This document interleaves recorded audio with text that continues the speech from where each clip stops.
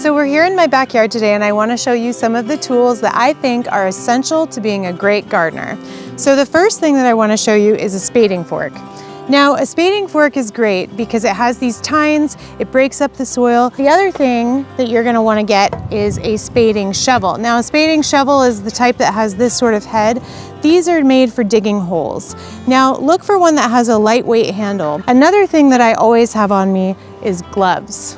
Always wear gloves when you're gardening. Now I have a bucket that I use, a little utility bucket that I use for all of my tools. It's great because you can fit things right in the middle, like I have my water here, and then I also have my hand tools inside. So this guy here is stainless steel and it's pretty heavy duty. I'm really hard on my hand tools, and so I need to make sure that I'm getting something that's gonna last me a long time. Another thing that I use all the time is some kind of like a Sharpie marker and masking tape. I use this to label all sorts of things.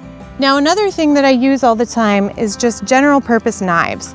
So I have a couple different ones that I really like. This guy has a serrated blade, which is wonderful for harvesting greens.